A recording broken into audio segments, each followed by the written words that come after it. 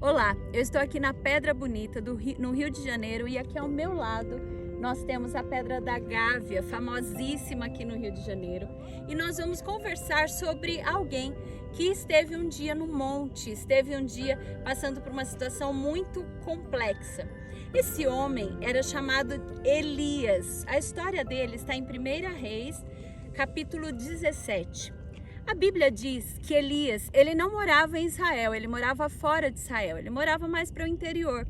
Mas lá de onde ele morava, ele olhava para Israel e ele orava pela cidade de Israel.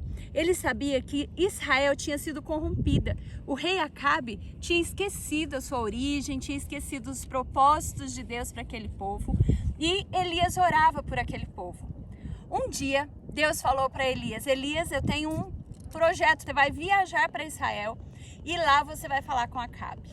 Eu pergunto para você, se Deus falasse para você se apresentar diante de um rei malvado, um rei que estivesse fazendo um monte de coisa errada, num lugar totalmente corrompido pelo mal, será que você estaria disposto a fazer como Elias fez? E aí Elias, depois de ser chamado para pregar lá em Israel, teve que sair fugido, porque Jezabel queria persegui-lo, queria matá-lo, Acabe também. Eles perseguiram por todo o reino, mas na verdade ele estava escondido num ribeiro chamado Querite. E depois ele foi se esconder em Sarepta. Lá em Sarepta, Deus preparou uma viúva para cuidar dele. Essa viúva não tinha nada. O último alimento que ela ia fazer era para ela e para o filho dela. Mas ela confiou em Elias e deu para ele o pão que ela ia fazer. Fez um pão com azeite, farinha, deu para Elias e não faltou mais azeite nem farinha na botija dela e do filho. E Elias ficou morando ali. Mas olha que coisa interessante. Elias foi morar onde Jezabel morava antes de casar com Acabe. Era uma terra totalmente corrompida também, cheia de ídolos, cheia de Baal. Quando Acabe casou com Jezabel, Jezabel levou para Israel um monte de profetas de Baal, e é lá que Elias se esconde, na cidade de Jezabel, ou seja, ele se escondeu no meio do povo inimigo, onde jamais ele imaginou que seria achado. Enquanto isso, Acabe estava naquela cidade imensa, aquela cidade grande que era Israel naquele tempo, né? E procurando por Elias, muito bravo, muito irado, porque Elias tinha desaparecido. Mas um belo dia, depois de 3 anos e meio, Elias aparece e convida Acabe para ir para o alto de uma montanha. Não sei se era uma montanha tão alta quanto aquela, tão bonita quanto essa daqui, que é a Pedra da Gávea, provavelmente não. Mas Acabe vai para lá, 450 profetas de Baal vão para lá também, mais 400 profetas de postes ídolos vão para a montanha também, e mais o povo de Israel. Elias faz uma convocação e fala assim: povo de Israel,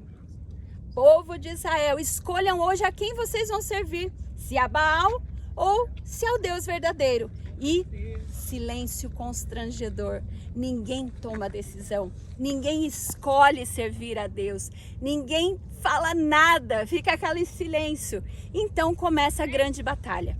Anjos de Deus seguravam anjos do inimigo, Satanás, para que eles não colocassem fogo naquele altar. Então a guerra não era de Elias, a guerra que acontecia ali era uma guerra de Deus. Todas as nossas guerras que nós enfrentamos não são nossas. As nossas guerras pertencem a Deus e há anjos ao nosso redor para nos proteger. Quando a situação estiver muito difícil para você, acredite, você não está sozinho. Você tem um anjo, um batalhão protegendo você, guardando você. Nos últimos dias, quando Jesus estiver prestes a voltar, nós talvez sejamos perseguidos, talvez tentem nos matar, mas haverá anjos, batalhões para nos proteger, assim como havia para proteger Elias. E a história continua. O fogo no altar de Baal não pegou e nada dá certo. E eles começam a pedir, clamar, pular, implorar e nada acontece. Eles não veem fogo sobre o altar deles. Mas aí, depois pro meio-dia, depois de Elias dar uma zoada com os profetas também, porque ele aproveitou a situação para zoar da cara dos profetas. Elias começa a fazer o altar dele. O altar dele tem 12 pedras, ele restaura o altar lá em Israel. Tem 12 pedras representando as 12 tribos de Israel. Ele oferece a Deus, manda colocar água, fica cheio de água. E na hora que ele fala, o nome de Deus seja exaltado naquele momento. E Deus manda um fogo terrível naquele altar. Mas presta atenção, tem um livro que se chama Os Ungidos, que fala que nesse momento havia uma grande batalha que não era vista a olhos nus. Havia anjos protegendo aquele altar de Baal para que o inimigo não colocasse fogo naquele altar. E quando chegou a hora que foi orado para Deus, Deus tem muito mais poder do que qualquer inimigo, do que qualquer Satanás. Deus colocou fogo naquele altar, lambeu tudo que tinha ao redor, toda a água, tudo que tinha ali, e Deus mostrou que ele é mais poderoso. E aí sim, o povo decidiu que Deus era Deus, que eles queriam adorar aquele Deus. E você já tomou sua decisão hoje? Talvez tenha algum adolescente aí pensando assim, eu tô sozinho, não tem ninguém. Não, havia muitas pessoas ali, embora não se posicionasse, tinha muita gente que não tinha se prostrado àqueles Baais. Qual é o Deus que você quer adorar? Qual é a sua escolha? Quem é o seu Baal? Será que você não está tendo que deixar de lado alguns Baais? Porque logo Jesus vai voltar.